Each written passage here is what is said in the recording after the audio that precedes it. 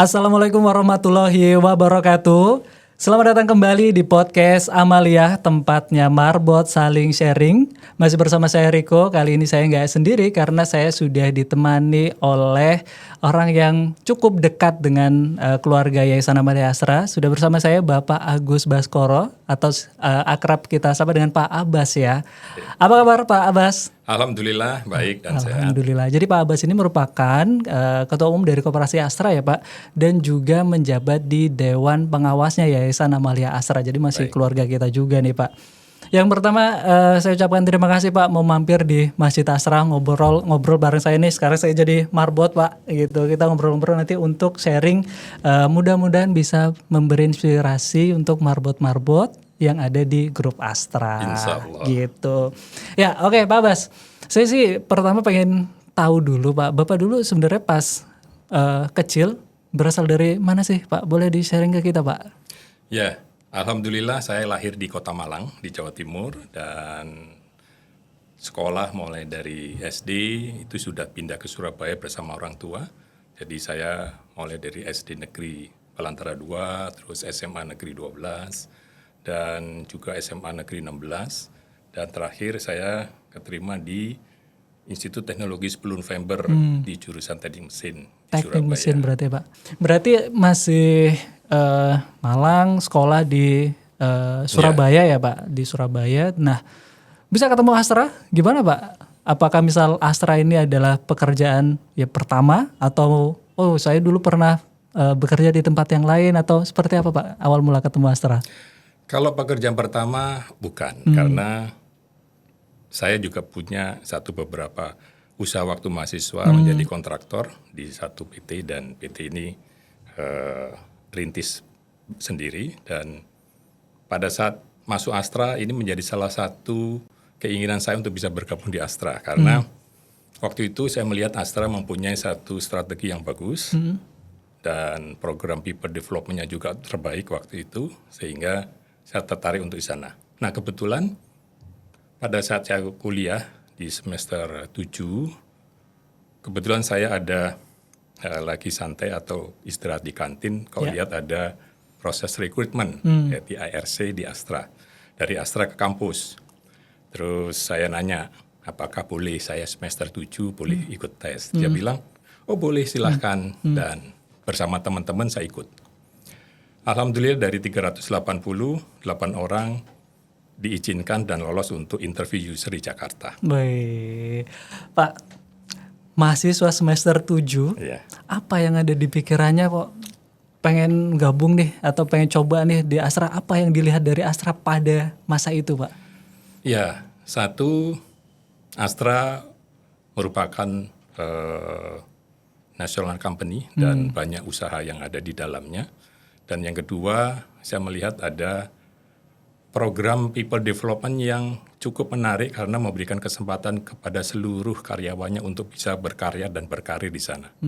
Dan banyak juga perusahaan yang ada di dalamnya sehingga kesempatan itu tentunya terbuka luas untuk bisa berkiprah di sana, berkarir di situ.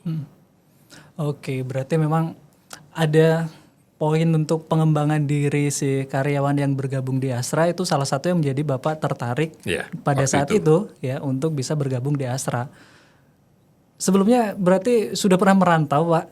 Atau ya kan dari Malang ke Surabaya gitu ya. Nah terus pas keterima di 8 besar itu ke Jakarta sudah pernah merantau atau itu pertama kali juga Pak untuk merantau jauh dari orang tua misalnya gitu? Merantau belum ya karena saya tinggal di Surabaya, kuliah pun di Surabaya. Dan kos juga belum pernah. Jadi saya bergabung di Astra dan kebetulan ditempatkan dan ditunjukkan untuk interviewnya di PT Federal Motor dan baru tahu kalau Federal Motor itu di Sunter. Nah itu yang baru pertama kali saya ke Jakarta. Berarti bareng teman-teman saat itu Pak ke Jakarta untuk tes? Berangkat sendiri-sendiri karena jadwalnya beda-beda. Masih ingat Pak tesnya apa gitu waktu itu? Ya awal saya masuk Jakarta dan punya cerita menarik sehingga Federal Motor itu di mana di Sunter mana saya nggak tahu sehingga kebetulan ada teman orang tua yang nganterin ke saya ke sana dan ikut tes dan waktu tes interview saya menanyakan kira-kira saya ditempatkan di mana di Federal Motor? Kamu ditempatkan di maintenance. Terus saya bilang, kalau di maintenance saya tidak berminat. Loh, minatnya di mana? Saya di engineering. Terus kalau nggak di engineering, kamu nggak mau? Saya terus terang saya nggak mau. Terus terang saya bicara gitu. Dan sebentar saya akan diskusikan dulu, meeting sebentar dengan para atasannya mereka. Waktu itu manajer HR-nya Bu Kastini. Terus kembali lagi, oke, kamu boleh di engineering. Terus bisa nggak kamu bergabung nanti bulan depan? Saya bilang, mohon maaf saya nggak bisa karena saya masih kuliah. Masih kuliah udah diterima ya Pak? Ya, terus saya boleh tanya, Federal Motor ini bisnisnya apa? Loh, kamu nggak tahu? Belum. Akhirnya diantar ke pabrik di belakang. Di sana saya melihat dari atas, oh ternyata assembling sepeda motor Honda. Saya nanya, ini produksi sepeda motor Honda? Iya, dan di Astra. Oh, kalau gitu sangat menarik buat saya. Koreksi kalau saya salah ya Pak. Berarti dulu itu masih namanya Federal Motor. Kalau sekarang sudah Astra Honda Motor ya Pak? Yeah. Oke, berarti awal mula Bapak bergabung di Astra itu di Federal Motor. Nah itu berlangsung berapa lama di situ Pak? Nah, setelah itu saya bicara, kalau Ibu mau menunggu saya sampai saya lulus, saya tertarik untuk bergabung di Federal Motor. Kalau enggak apa-apa. Saya juga punya pilihan yang lain, saya bilang. Terus dia nanya, emang kamu terima di mana? Saya diterima di Unity Traktor. Waktu itu Unity Traktor juga ikut seleksi di kampus. Open recruitment juga ya Pak? Oh gitu ya. Ya udah, kalau gitu saya tunggu sampai kamu lulus. Ya udah, kira-kira saya lulus paling cepat 1 tahun ke depan. Nah setelah saya kasih tahu bahwa saya sudah wisuda, ya udah kamu bisa masuk. Saya bilang, mohon maaf, saya harus menyelesaikan tugas saya di Surabaya sehingga pertengahan tahun baru bisa gabung. Dan masih ditunggu juga Pak? Ditunggu. Oh. Itu tahun berapa sih Pak? Tahun 90. 90 untuk masuk bergabung di Federal Motor. Ya, saya belum lahir ya Pak waktu itu ya Pak. Gitu. Jadi pengalaman Bapak kayaknya lebih senior daripada umur saya sendiri Pak. Gitu. Oke, berarti awal mula masuk ke setelah wisuda terus bergabung di Federal Motor atau yang sekarang Astra Honda Motor yang ada di Sunter berarti ya Pak. Oke. Di Astra Honda Motor berapa tahun Pak waktu itu? Saya bergabung di Federal Motor terus nanti akan jadi merge dengan beberapa company, PT Honda Federal dan juga Honda Motor Company Jepang, dan maka merger ini menjadi PT Astra Honda Motor.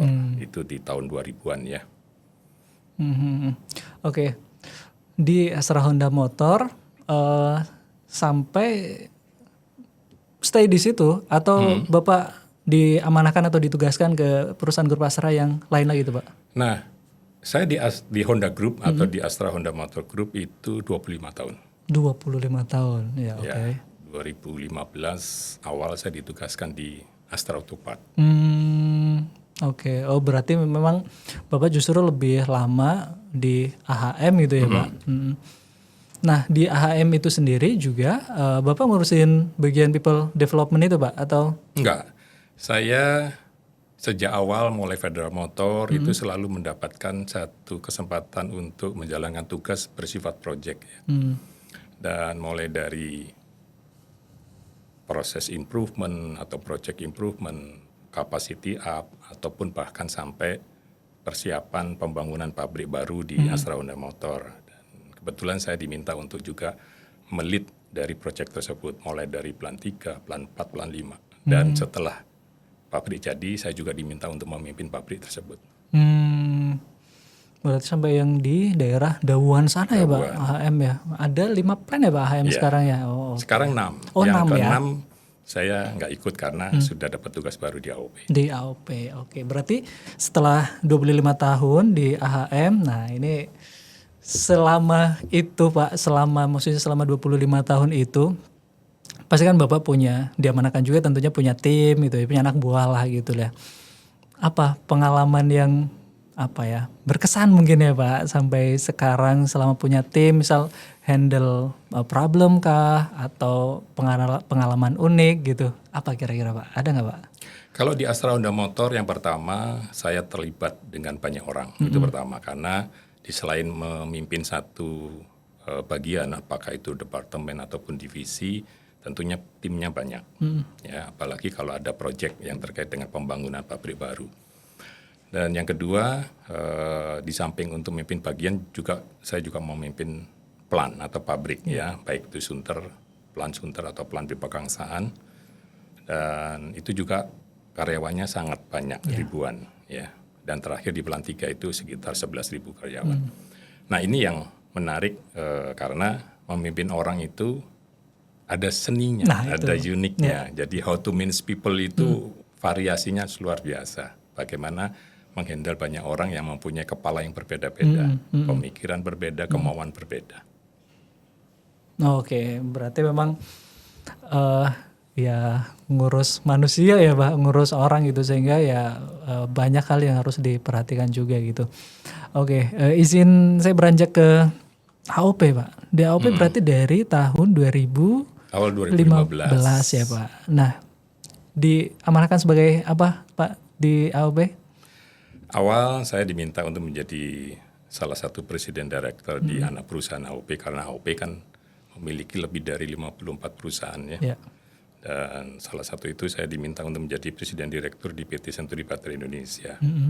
Nah, di tahun berikutnya saya dapat amanah baru untuk menjadi salah satu BOD-nya AOP Head Office. Nah, di sana tentunya setiap director juga punya tugas untuk bisa menjadi DIC, Director in Charge untuk anak-anak perusahaan, dan juga merangkap sebagai EIC atau presidir di anak perusahaan. Oke. Nah, sebelum saya masuk ke koperasi ya Pak, nah dapat amanah ke Yayasan Amalia Astra. Mulai tahun berapa tuh Pak? Dititip ya nih, gitu misalnya. Nah, tepatnya saya agak lupa ya, tapi di Yayasan Amalia Astra itu cukup menarik ya, karena terus terang lebih dari 8 tahun kali ya saya untuk bergabung di Yayasan Amalia Astra, sehingga ini menjadi satu amanah yang luar biasa dan nggak mudah sebenarnya, karena ini menjadi satu dunia yang berbeda. Itu dia Pak. Itu. Terus dunia korporasi, dunia pekerjaan, sehingga ini adalah terkait dengan kemaslahatan umat. Nah, itu kan berbeda. Moralnya berbeda ya Pak gitu. Kalau misal ngurus perusahaan itu ya targetan apa segala macam bisnisnya. Nah, ini ngurusin marbot kayak saya gitu kan Pak, ngurusin masjid gitu. Nah, jadi ya alhamdulillah sudah sekitar 8 tahunan di YAA. Nah, terus setelah tadi ya Pak dari AOP diamanahkan lagi di Koperasi Astra. Ya. Tahun berapa mulai megang Koperasi Astra Pak? Sebenarnya saya bergabung di Koperasi Astra sebagai pengurus dan juga sebagai ketua bidang pengembangan usaha itu sudah sejak tahun 2016 ya. Dan di awal tahun 2023 saya diminta untuk bisa menjadi ketua umum pengurus Koperasi Astra. Nah, itu yang menjadi satu pengawalan baru karena saya di korporasi beralih ke koperasi. Apa hal yang paling kelihatan berbeda gitu ya Pak, mengelola korporasi sekarang mengelola koperasi gitu? Bedanya di mana Pak? Ya, pada hakikatnya Koperasi Astra maupun korporasi yang lain di anak perusahaan Astra mempunyai tugas yang sama, yaitu bagaimana bisa menciptakan suatu hasil usaha. Ya, kalau di korporasi berarti profit kan. Betul. Gitu. Kalau di koperasi ada SAU, sisa hasil usaha yang nantinya juga mempunyai satu kesempatan untuk bisa anggota ini menerima SAU kan gitu. Nah, sehingga itu yang awal untuk kira-kira persamaannya di sana. Tapi perbedaannya adalah kalau di koperasi ini bagaimana kita bisa meningkatkan kesejahteraan anggotanya ya. Dan kebetulan anggota Koperasi Astra adalah seluruh karyawan tetap Di grup Astra Group yang sukarela untuk bergabung di Koperasi Astra. Dan itulah yang menjadi tanggung jawab kami untuk bisa bagaimana meningkatkan kesejahteraan anggota ini melalui Koperasi Astra. Ya. Berarti dari pengalaman-pengalaman di korporasi, sekarang juga di koperasi, itu kan pasti nggak lepas sama yang tadi sempat kita singgung di awal Pak, tentang people development gitu ya Pak. Betul. Nah, secara umum mungkin ya Pak, atau secara singkat sebenarnya people development itu seperti apa sih Pak gambarannya Pak? Terkait dengan people development. Nah, people development ini adalah suatu pengembangan karyawan kan ya. Jadi bagaimana seorang ataupun organisasi mengembangkan seluruh anggota dalam hal ini karyawan untuk bisa meningkatkan kompetensi dan capability-nya. Sehingga pengembangan karyawan merupakan salah satu investasi bagi perusahaan atau di setiap perusahaan, sehingga melalui pengembangan sumber daya manusia ini diharapkan bisa meningkatkan moral, produktivitas, dan juga keterlibatan karyawan secara langsung, serta melakukan beberapa inovasi maupun improvement dan meningkatkan produktivitas yang pada ujungnya adalah satu, untuk bisa meningkatkan kepuasan pelanggan secara menyeluruh dan menghasilkan profit. Oke. Nah, ini pertanyaannya dari saya nih Pak kayaknya Pak. Dalam aktivitas people development tadi gitu ya, atau pengembangan SDM di perusahaan, ada nggak Pak yang irisannya itu tentang pengembangan aspek religinya mereka gitu? Ada yang bisa di-sharing nggak Pak tentang hal itu gitu? People development dengan aspek religi. Ya. Karena pada hakikatnya yang namanya karyawan pasti bagian dari satu organisasi perusahaan. Ya. Di mana bagian organisasi perusahaan ini mempunyai tugas tanggung jawab. Tugas tanggung jawabnya adalah bagaimana bisa menjalankan fungsi dan tugas yang diberikan melalui job desk misalnya di bagian yang dia pegang, untuk bisa menghasilkan satu kontribusi yang positif dan menguntungkan buat perusahaan. Nah, terkait hal itu, maka setiap insan Astra atau karyawan mempunyai tugas untuk itu. Ya. Nah, kalau lihat dari religi bahwa bekerja ini kan sebagian daripada ibadah. Ya, betul. Nah, bagaimana kita bisa mengaktualisasi diri dan memantaskan diri kita di dalam pekerjaan kita untuk berkontribusi positif. Dan itu tentunya merupakan satu bagian ibadah yang harus kita jalankan kepada Tuhan Yang Maha Kuasa.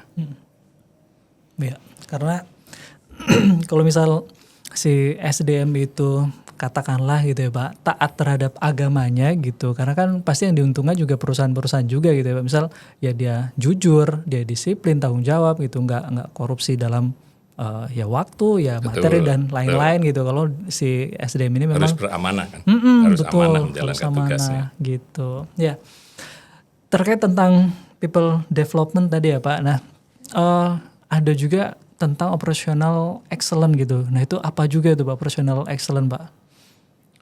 Ya, operational excellence pada hakikatnya yang saya pahami adalah merupakan konsep yang mana memegang peranan penting dalam mencapai tujuan perusahaan jangka panjang. Jadi kalau lihat dari adalah konsep yang memegang peran penting dalam mencapai kesuksesan atau tujuan perusahaan jangka panjang dalam bisnisnya, itu adalah operational excellence. Sehingga operational excellence hukumnya wajib dilakukan setiap pengusaha atau perusahaan yang mempunyai usaha untuk berbisnis. Ya.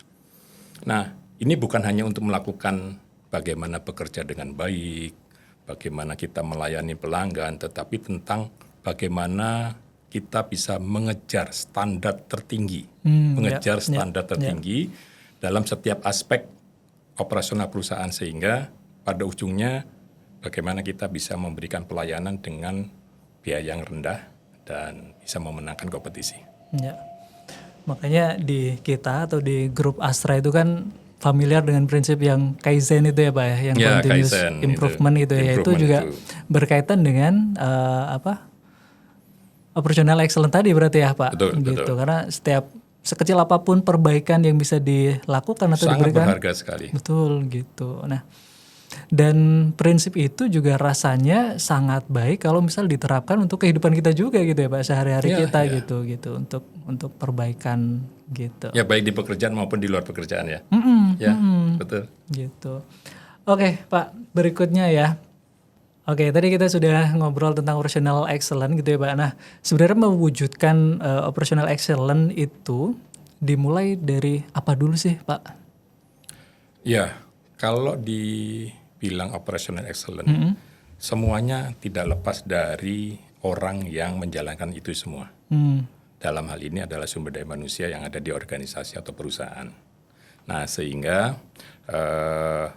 setiap individu tentunya mempunyai tugas tanggung jawab. Nah, untuk itu setiap perbaikan atau improvement mulailah dari diri kita sendiri. Oke. Ya. Nah, bagaimana kita memulai operational excellence dengan diri kita sendiri? Yang pertama, setiap hari kerja atau setiap hari pertama kita masuk kerja, di jam kerja misalnya, kita harus membiasakan diri untuk melihat apa yang kita akan rencanakan dan kita lakukan hari ini. Sehingga persiapan apa yang kita harus siapkan untuk bisa hasil kerja hari ini yang terbaik. Nah, itu yang pertama. Yang kedua, setelah kita selesai kerja, di hari yang sama, di akhir jam kerja, kita evaluasi. Hari ini kita sudahkah yang memberikan terbaik apa yang kita janjikan tadi pagi? Kalau belum, berikan catatan dan rencana perbaikan apa yang kurang, apa yang perlu dipercepat, apa yang perlu dilakukan perbaikan, apakah komunikasi kita kurang, koordinasi kita kurang dengan tim yang lain. Dan itu menjadi catatan untuk kita lakukan perbaikan di esok hari. Berarti persiapan atau plan di awal dan evaluasi di akhir gitu ya Pak. Nah Pak, Bapak pernah ini nggak Pak ngalamin atau menangani gitu ya SDM yang rasanya ini terindikasi udah mulai kurang produktif nih gitu si A atau si B gitu misalnya. Nah biasanya treatment ke SDM yang seperti ini gimana Pak? Kalau ada SDM yang mana dulunya pernah perform, betul. Dia kerjanya bagus sekali beberapa tahun yang lalu, sekarang dengan pekerjaan dan tanggung jawab yang sama kok tidak bisa mengimbangin tuntutan pekerjaan dan organisasi, di mana secara quality nggak bisa memenuhi, secara kecepatan kerja sudah mulai harus ada penyesuaian dan apalagi targetnya juga nggak kecapai kan gitu ya. Nah, apakah orang ini divonis sebagai orang yang tidak bisa bekerja? Harusnya tidak. Nah, fungsi atasan atau pimpinan itu harus bisa memetakan mana yang perlu bimbingan ataupun perlu support dari atasan untuk bisa mengoptimalkan hasil kerja.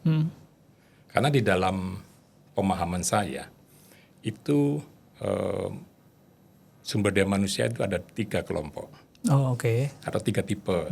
Yang pertama adalah orang yang mampu melakukan perubahan atau inovator atau bisa dibilang agent of change. Sehingga setiap ada tuntutan organisasi secara QCD, dia bisa mengimprove ataupun mengembangkan akibat dari tuntutan yang selalu naik. Sehingga perbaikan, improvement atau inovasi, dia selalu muncul. Itu adalah orang tipe 1. Kalau orang tipe 2, ini bersifat produser, di mana apa yang sudah ditetapkan oleh tipe 1, dia akan menjalankan pekerjaannya dengan baik dan menjaganya untuk tidak turun lagi. Karena standarnya sudah mulai naik. Nah ini orang tipe 2, dia bekerja yang baik. Apa yang ditugaskan, dia akan memenuhi target dengan kualitas pekerjaan yang distandarkan. Itu tipe 2. Nah tipe 3 adalah orang yang tidak bisa ngikutin perubahan itu. Dia selalu ada perubahan membawa kepada waktu dia bisa bekerja. Waktu dulu bisa bekerja bagus, tapi sekarang karena tuntutannya berubah, dia tidak bisa ngimbangin. Bukan berarti orang ini tidak mampu, tetapi bisa jadi ada capability yang lain yang kita bisa utilize untuk pekerjaan lain. Nah sehingga kita akan cari tempat buat yang bersangkutan, terus kita develop. Pertama kita develop, kasih kesempatan, tapi kalau tidak bisa mengimbangin berarti kira-kira cocoknya di mana. Nah itu yang kita harus carikan tempat. Sehingga dia di tempat baru bisa menjadi tipe 1. Oke. Minimal tipe 2 lah, kan gitu ya. Nah sehingga harus dikembangkan ke sana, di-develop. Nah itu yang menurut saya, sehingga setiap individu yang di bagian tertentu belum bisa menunjukkan performa yang lebih bagus dibanding yang sebelumnya, bisa jadi dia perlu kesempatan baru. Yeah. Karena di dalam diri kita selalu ada kompetensi-kompetensi yang bahkan diri kita juga nggak tahu sebenarnya. Tapi dia bisa berkembang di tempat lain dan atasan harus bisa mampu melihat itu. Oke, berarti memang screening dari atas dulu untuk mendeteksi masalahnya apa atau mulai penyesuaian tempatnya di mana gitu. Nah, ada limit nggak, Pak? Ya. Ada limit waktu kita udah coba nih apa 1, 2, 3 gitu. Nah, kita ada set limit atau? Setiap individu harus dilakukan mapping kompetensi, ada assessment ada assessment kan, ya, dari kompetensi yang diharapkan dia ada di posisi mana.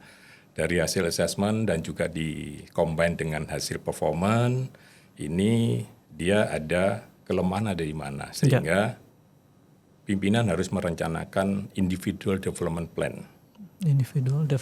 Nah, sehingga setiap individu mempunyai hak untuk dikembangkan.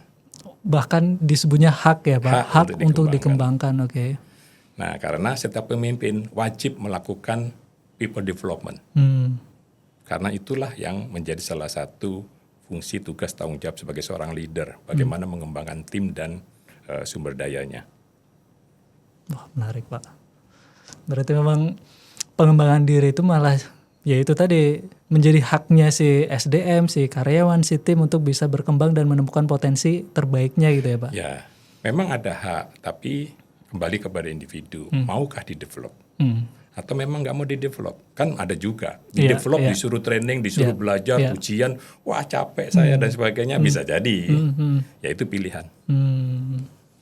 Cuman secara standar ya pasti harus di mapping dulu SDM-nya gitu ya Pak, kompetensinya di mana gitu ya, sehingga cocoknya ada di mana lah gitu ya. Oke. Nah saya pun nambahin sedikit terkait dengan people development ya, terkait tadi individual development plan atau IDP. Nah setelah di mapping terkait dengan hasil assessment dan performance, maka area strongnya ada di mana, weaknessnya di mana, dan weaknessnya ini dengan pekerjaan dan tugas yang sekarang ini kira-kira bisa diisi atau bisa dipenuhi gapnya itu menjadi lebih baik dengan cara apa? Caranya macam-macam. Pertama, yang bersangkutan harus mempunyai niat untuk belajar sendiri, otodidak. Kalau nggak ada niat ya susah. Berarti dari individunya. Terus yang kedua, kalau dari organisasi akan merencanakan untuk adanya penugasan dengan proyek ataupun tugas-tugas tambahan. Yang ketiga, adanya training-training yang memang itu untuk meningkatkan kompetensi dan capability untuk mensupport tugas tanggung jawabnya di pekerjaan sekarang. Nah itu ya harus dilakukan. Tapi kalau yang bersangkutan nggak mau berkembang, nggak mau training, nggak mau ini, ya itu pilihan, ya itu berarti ya kita akan cari penggantinya. Oke. Yang tadi contoh kasusnya adalah kalau misal nggak perform gitu ya Pak. Nah kalau kondisinya justru sebaliknya gitu Pak, Bapak ada pernah pengalaman ini nggak Pak? Justru yang SDM ini overload nih pekerjaannya gitu. Gimana ya Pak untuk mengurai hal tersebut gitu? Atau misal KPI-nya yang kurang clear atau job desk-nya yang kurang clear atau seperti apa Pak? Kembali istilah overload itu dilihat dari kacamata siapa? Oh oke. Bapak bener lagi. Ya udah Pak, saya nggak jadi lanjutin Pak. Overload dari kacamata individu bisa jadi. Ada overload dari kacamata atasan juga bisa kan gitu ya.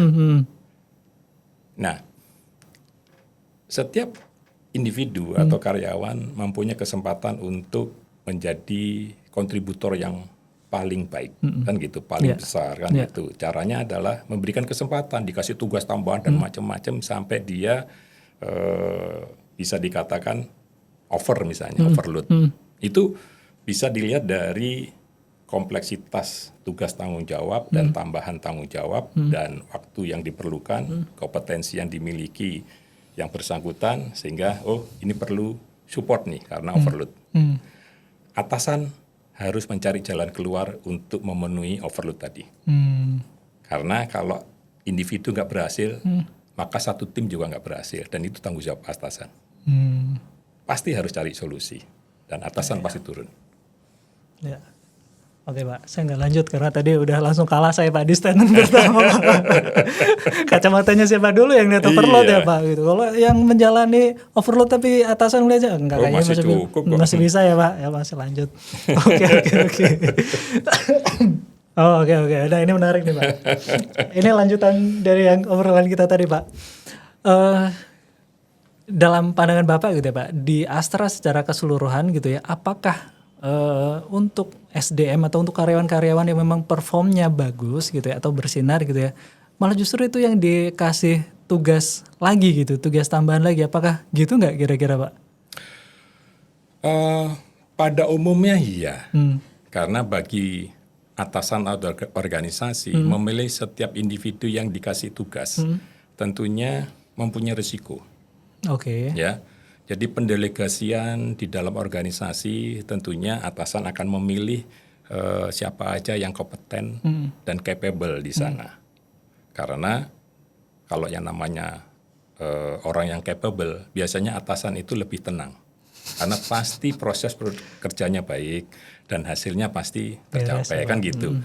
Nah, untuk bisa itu pasti cari orang-orang yang mempunyai kompetensi dan capability yang sesuai dengan tugas tanggung jawab yang akan diberikan. Itu pasti pertama. Dan yang kedua, kalau ternyata ada tugas lagi yang lain, project lain, dan cari orang yang capability-nya ya kembali ke orang itu, maka orang itu biasanya dikasih tambahan. Ditugasin lagi ya Pak? Ditugasin lagi. Dan itulah yang pernah saya rasakan, ini menjadi peluang buat saya. Justru malah jadi peluang. Menjadi peluang ya, Pak? bagi mereka yang tipe 1 tadi. Inovator tadi ya Pak? Ya yang agent of change, sehingga agent of change. Saya harus cari terobosan-terobosan baru bagaimana menghandle satu pekerjaan yang multitasking, tetapi saya bisa menyelesaikan dengan cepat, tepat waktu, dan 7 hari dalam seminggu kali 24 jam saya bisa optimalkan.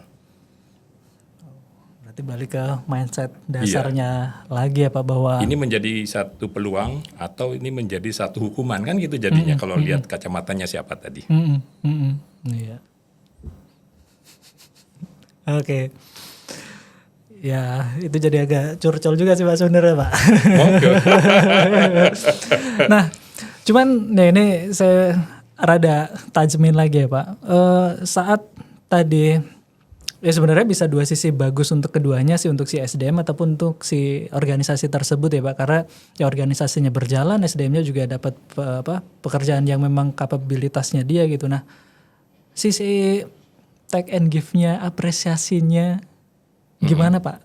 Misal dari perusahaan atau dari atasan melihat SDM yang tadi gitu ya, yang tadi kita obrolkan, nah biasanya aspek apresiasinya gimana Pak? Gini, kalau di Astra kan di dalam satu organisasi tadi ya, bahwa sumber daya manusia menjadi suatu hal yang penting untuk setiap organisasi punya people development strategy. Ya, karena itu menjadi salah satu poin untuk bisa memenangkan persaingan di dalam bisnis di global, kan gitu ya. Nah, sehingga kembali Astra sudah memiliki yang namanya Astra Human Capital Management System, mulai dari people development sampai dengan assignment penugasan dan juga kesempatan berkarir, dan juga ada penilaian karya. Kan kita ada penilaian karya setiap semester, dan tentunya kalau penilaian karyanya bisa dipenuhi dengan baik, tentunya ada sesuatu yang diberikan kepada yang bersangkutan. Apakah yang bersangkutan mendapat kesempatan lebih di dalam karir, dan juga dalam akhir tahun misalnya itu juga akan diterima yang bersangkutan. Itu adalah salah satu reward yang bisa diberikan kepada individu yang berprestasi. Berarti memang fair ya Pak? Udah fair. tugasnya ada, tapi apresiasinya juga seimbang gitu ya Pak. Oke, kita coba balik ke benang merah kita pada sore hari ini Pak. Contoh nih Pak, contohnya bagaimana people development itu bisa mendorong sebuah organisasi untuk lebih produktif gitu Pak. Ada contohnya nggak Pak? Dalam aktivitas people development, itu bisa mendorong produktivitas di lembaga atau organisasi tersebut gitu ya? Ya, yang pertama tadi saya kembali menyinggung terkait dengan IDP, Individual Development Plan. Setiap individu pasti punya di insan Astra. Setiap insan Astra punya IDP. Ya, nah dari sanalah setiap individu ini merasa dihargai dan diperhatikan karena ada masukan dalam proses mentoring bahwa kamu ada sesuatu yang perlu diperbaiki, kamu kelebihannya di sini dan kira-kira apa yang saya bisa bantu untuk kamu bisa lebih sukses. Itu adalah seorang leader, mementorin mereka. Nah, dengan cara itu maka individu kan merasa, oh saya terperhatikan dong. Dan saya harus mempunyai kontribusi lebih buat perusahaan. Nah, apa yang harus dilakukan adalah mengevaluasi diri dengan masukan-masukan tadi, dengan segera memperbaiki kekurangannya untuk bisa memenuhi kompetensi yang diharapkan organisasi. Nah, dengan cara ini, maka yang bersangkutan akan mendapatkan kesempatan lebih untuk berkontribusi dengan penugasan ataupun rotasi mutasi di tempat yang organisasi membutuhkan, sehingga kalau ada kesempatan dia juga dapat promosi kan gitu. Ya, iya. Karena kesempatan itu bukan dari perusahaan, kesempatan itu dari diri kita sendiri, bukan dari atasan. Karena memang yang perform pasti akan kelihatan pasti, juga ya Pak, gitu. Pasti. Iya, oke. Nah, kalau tadi tentang cara ya Pak, nah sebenarnya ada tantangannya nggak Pak dalam mewujudkan operational excellent lah gitu? Tantangan dari pelaksanaan operasional di suatu organisasi itu satu, pertama kesiapan individu atau setiap karyawan untuk bisa mengembangkan diri dan bisa berkontribusi lebih. Kalau individu tadi sudah pasrah dan terima, ya udahlah saya kesini aja cukup dan sebagainya, ya itu pilihannya dia. Tapi kami berusaha untuk meningkatkan kompetensi dan performa dari masing-masing individu untuk bisa lebih dari apa yang dia anggap cukup. Menurut kita nggak cukup, harus kita bangun di situ dan tentunya komunikasi yang intens setiap karyawan dengan pimpin itu harus dibangun. Itu yang pertama. Yang kedua, kesiapan dari kompetensi dan capability dari setiap individu. Karena kompetensi kan berbeda-beda. Ya. Sementara setiap ada satu proyek ataupun pekerjaan organisasi, itu memerlukan disiplin ilmu yang berbeda-beda, kompetensi yang berbeda-beda. Sehingga diperlukan tim. Nah, masing-masing anggota tim tentunya punya kelebihan dan kekurangan. Nah, kekurangan yang ada di bagian tim itu harus bisa diisi oleh bagian tim yang lain. Tetapi tidak menutup kemungkinan yang kekurangan tadi juga perlu didevelop dengan IDP tadi. Nah, sehingga kalau mempunyai kompetensi yang saling melengkapi dan unggul dari kompetensi masing-masing, maka tim itu akan unggul. Nah, pada ujungnya organisasi ini bisa unggul untuk memenangkan persaingan global. Ya, berarti memang dimulai dari si individunya tadi ya Pak, gitu. Ada lagi tambahannya Pak? Nah, satu lagi terkait tadi adalah setiap organisasi atau perusahaan harus memiliki people development strategi yang handal, artinya terstruktur dan terencana. Karena itulah yang menjadi jaminan konsistensi dan kontinuitas dari bisnisnya ke depan. Dan itu harus dijalankan oleh perusahaan. Ya. Berarti juga dua sisi ya Pak, dari manajemen katakanlah gitu menyediakan fasilitasnya, dari individunya juga harus mau untuk di-develop agar lebih baik lagi. Nah, berarti kalau misalnya kita simpulkan secara singkat gitu ya Pak, people development ini ya sebenarnya adalah kunci dari operational excellence itu sendiri gitu. Betul. Ya Pak? Nggak lepas dari situ karena ujung-ujungnya yang bisa menjalankan operasional bukan mesin tapi orang. People-nya itu ya. How to manage people itu yang menjadi poin penting. Bagaimana memanage individu karyawan sebagai seorang insan, dan ini insan astra maksudnya. Ya, insan astra betul, dan memang ya. Oke. Itu sudah oke. Nah,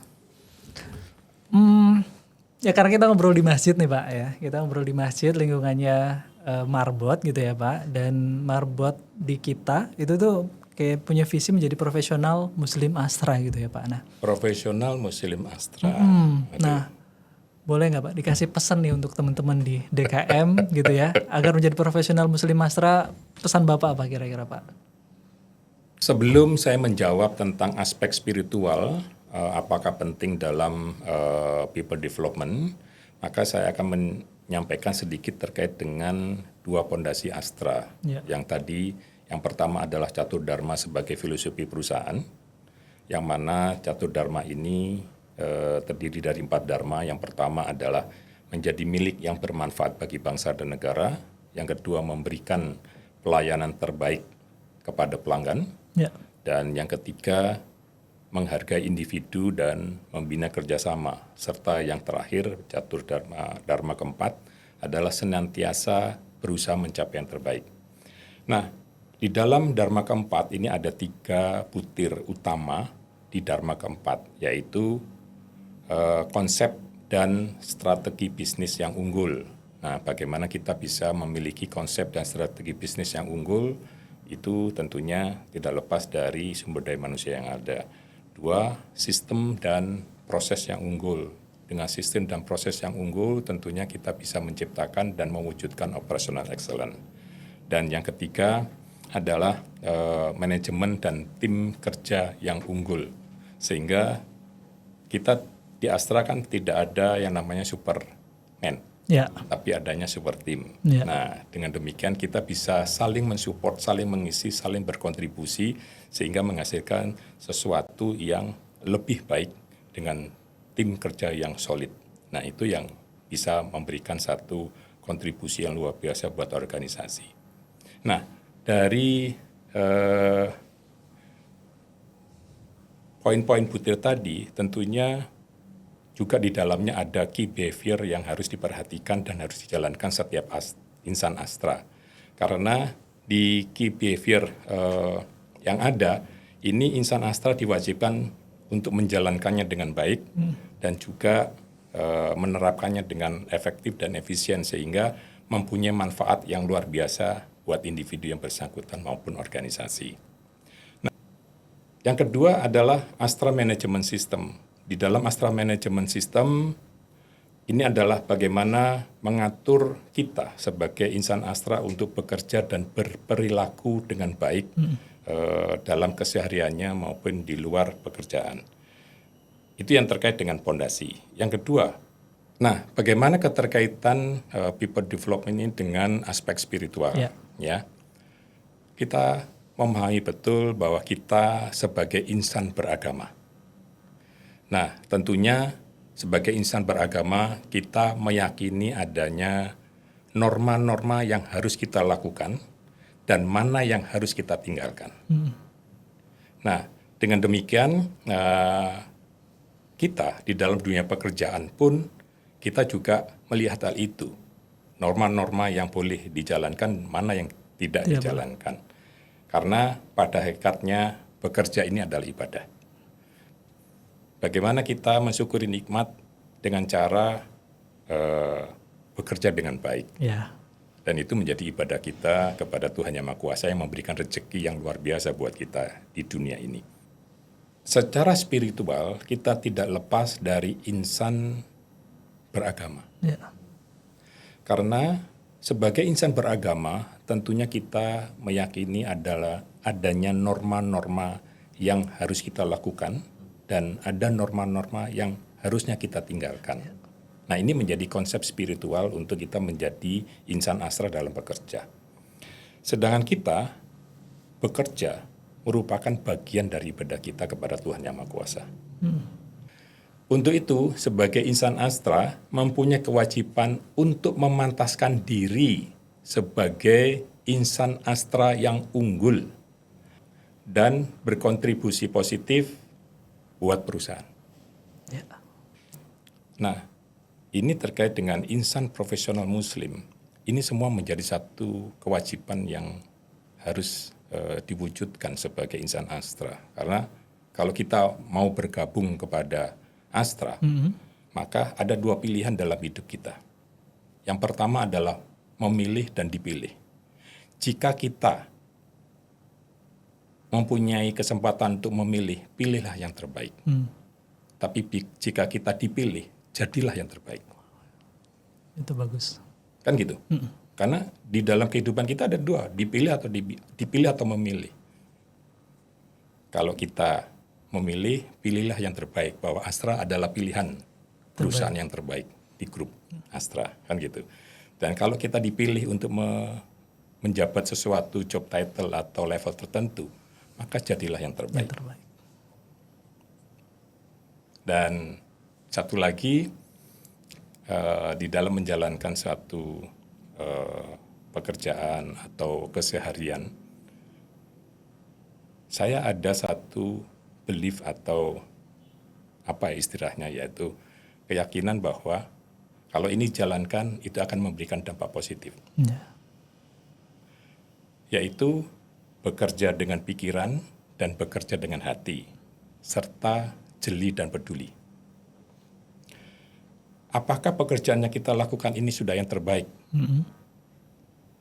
Kalau belum, lakukan perbaikan untuk menjadi hasil karya kita yang terbaik.